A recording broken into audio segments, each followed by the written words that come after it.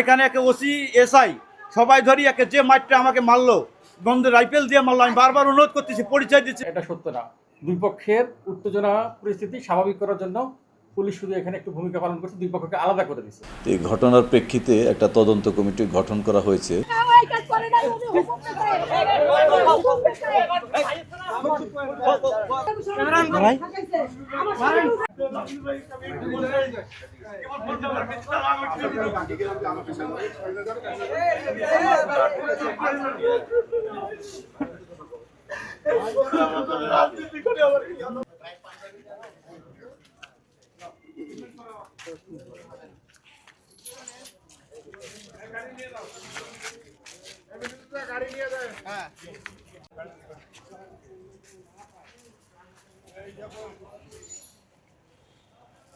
আমি সদর উপজেলা স্বেচ্ছাসেবক দলের সদস্য সচিব।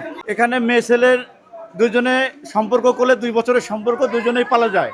মেয়েকে ওরা জিজ্ঞাসাবাদ করলো, খুব ইয়ে করলো, তো মেয়ে ওর ছেলেকে ছাড়া কোথাও যাচ্ছে না।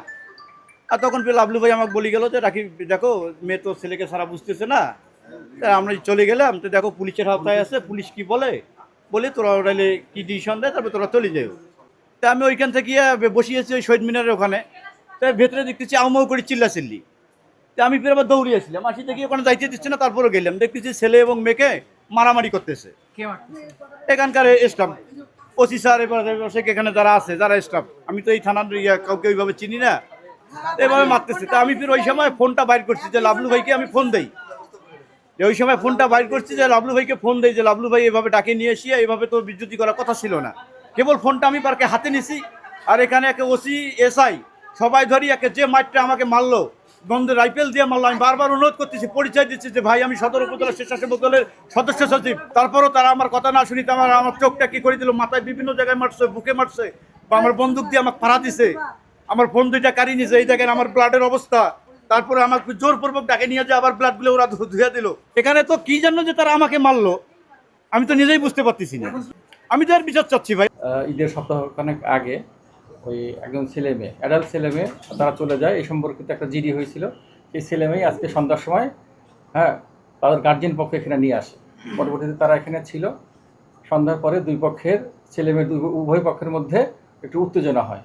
পরবর্তীতে উত্তেজনাই শুধু আমরা প্রশমিত করার জন্য দুই পার্টিকে, দুই পক্ষে আমরা সেপারেট করে দিই, আলাদা করে দিই। এখানে কাউকে মারা হয় নাই, কাউকে মারধর করা হয় নাই।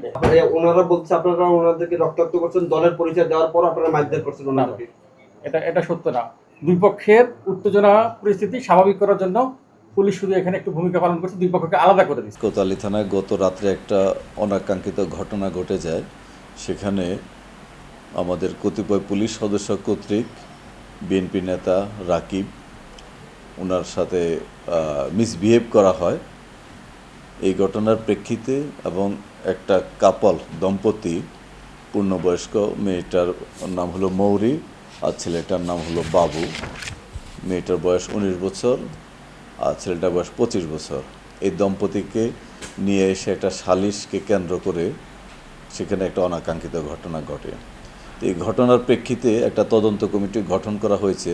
প্রাথমিক অনুসন্ধানের রিপোর্টের প্রেক্ষিতে ওসিকে প্রত্যাহার করা হয়েছে, আজাদ রহমান, তাকে উইথড্র করে নেওয়া হয়েছে, এবং আরও 4 জন পুলিশ সদস্য, একজন সাব ইন্সপেক্টর, একজন এএসআই, 2 জন কনস্টেবল, এদেরকে সেখান থেকে উইথড্র করে ক্লোজ করে পুলিশ লাইনে সংযুক্ত করা রাখা হয়েছে।